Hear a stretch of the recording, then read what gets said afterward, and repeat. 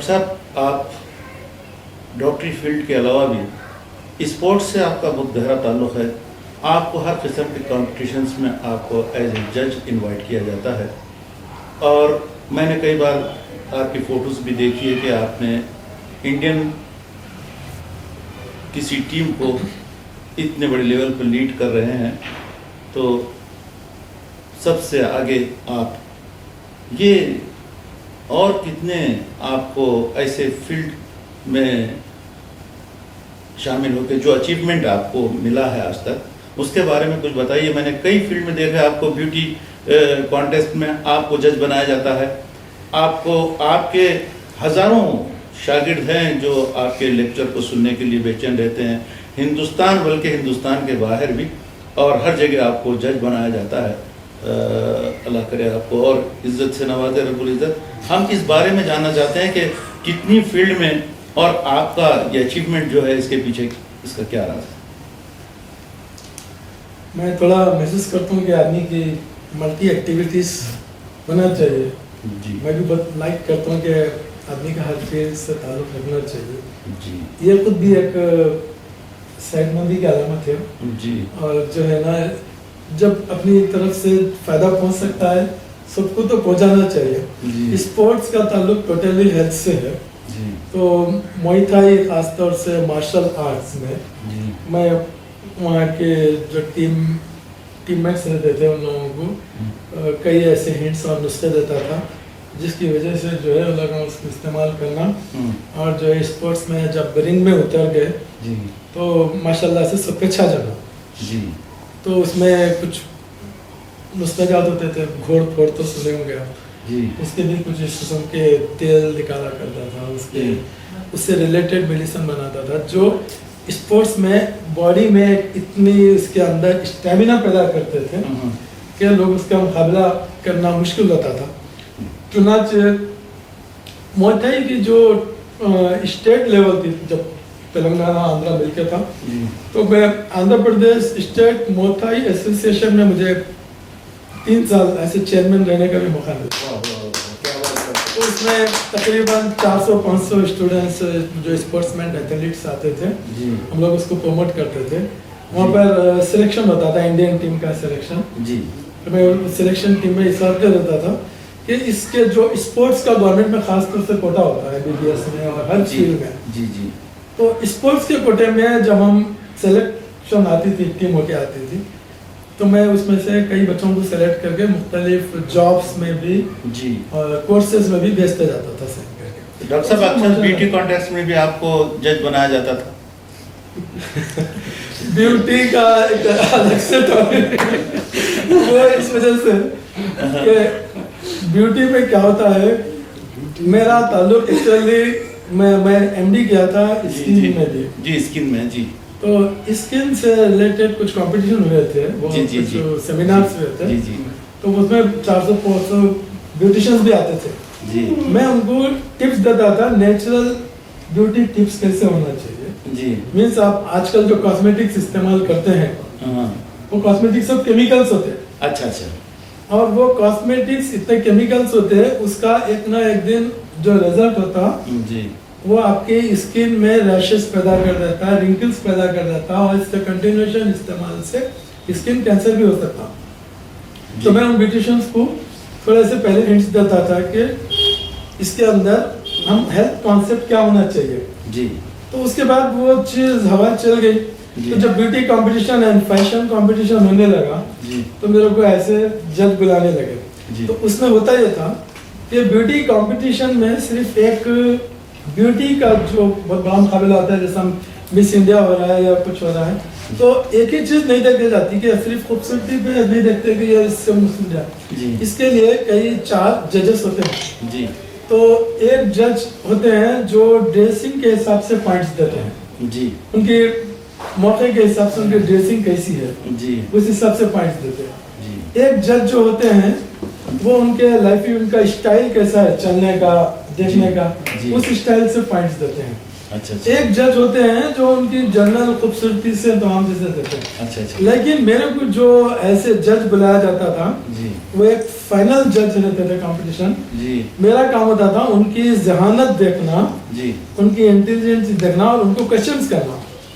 तो मैं कुछ ऐसे क्वेश्चंस करता था वहाँ जिससे उनका जवाब देना, अगर वो वाकई उसका सही जवाब दिया तो मैं उनकी इंटेलिजेंस कितने हैं उन्होंने ये मालूम करना था। जी तो जब मैं वहाँ सवाल करता था उस कंपटीशन में तो पूरा मीडिया और तो ब्यूटी से रिलेटेड एक क्वेश्चन जी। हो रहा था। जी कंपटीशन में हर एक को पूछना होता और ये देखना होता कि इनके अंदर कितनी जहानत है और ये जवाब देते वक्त घबरा जाते हैं या इनके अंदर कितना नर्वसनेस आता, जी। इसको देख करके पॉइंट्स दिए जाते थे वहाँ पर। इसीलिए मैं भी एक कॉम्पिटिटर से जो होती है उसमें ऐसे एक सवाल किया था मैं कि एक ही सेंटेंस में आपको बोलना है व्हाट इज ब्यूटी।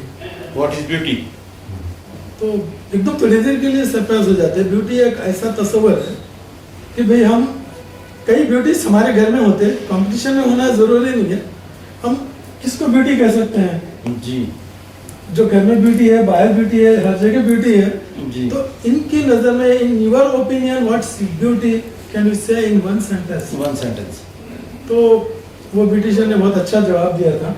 जी वो भी एक डॉक्टर थी, जी जी कंपटीशन का शौक था, हाँ उसने भी बहुत अच्छा जवाब दिया था कि thing of beauty is Joy for ever.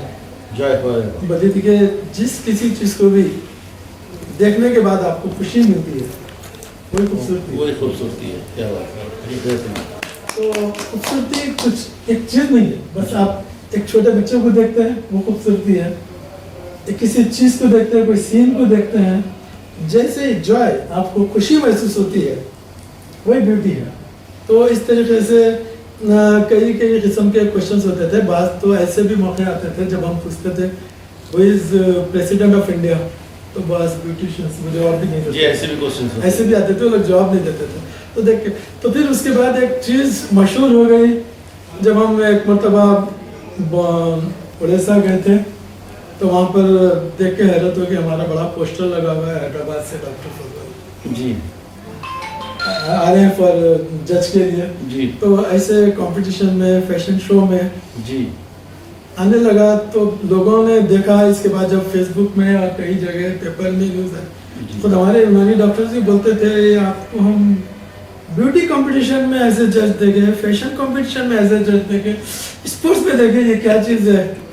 हमें बोला इंसान की हर जगह से रिलेशन होना चाहिए, हर फील्ड में। जब तक हम देखेंगे नहीं वहाँ पर अपनी मदद कैसे पहुँचाएंगे सब चीज़ों के बारे में। डॉक्टर साहब, what is your life achievement?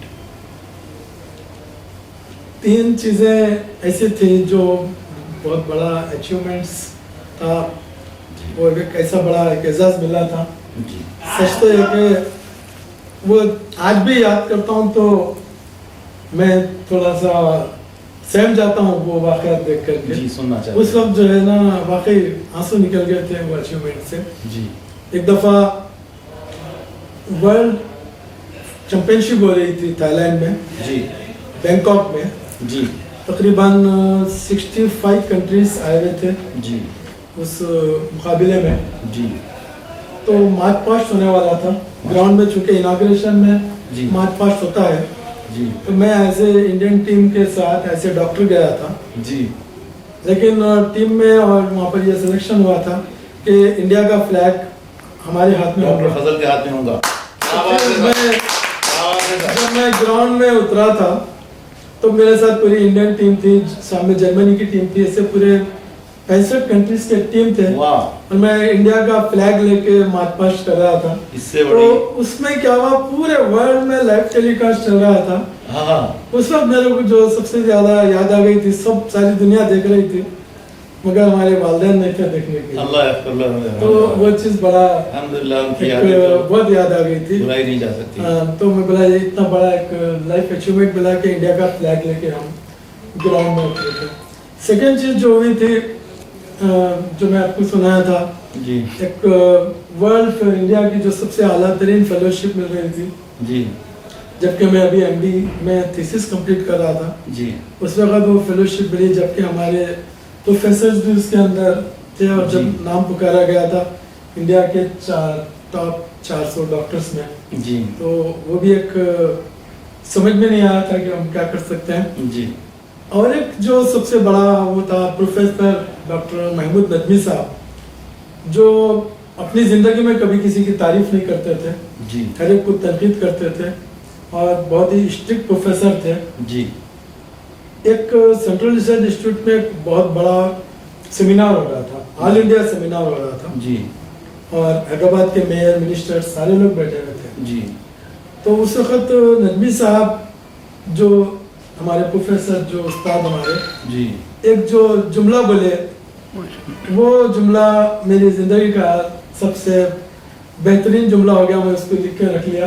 मैं बोला कि मेरे वास्ते सबसे बड़ा एजाज जो है, सबसे बड़ा अवार्ड यही अवार्ड है।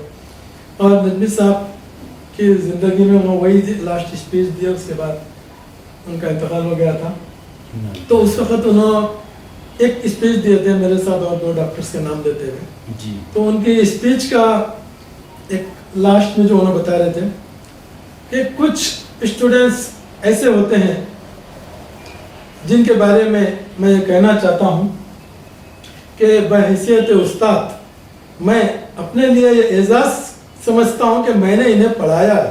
हाँ माशाअल्लाह। क्या बात है। इसमें से एक डॉक्टर फजल अहमद है। तो बड़ा मुझे भी बड़े आँख से आंसू निकल गए थे। सारे लोग जो भी हमारे जितने भी उस हाल में थे, पूरे उनके स्टूडेंट्स थे। क्या बात है। और उनके स्टूडेंट्स गवर्नमेंट लेवल पे डायरेक्टर्स हो गए थे, प्रोफेसर्स हो गए थे। उन तो सब प्रोफेसर्स के प्रोफेसर्स थे वो। जी तो उन्होंने जो चीज़ सिखाए थे, जो चीज़ बताए थे, और उनका जो जुमला था वो बहुत बड़ा नायाब जुमला था। नया जुमला था। तो वो भी एक बहुत बड़ा, मैं उसको अचीवमेंट समझता हूँ। अभी स्टूडेंट्स को जब हम पढ़ाते हैं तो वो चीज़ महसूस होती है। जी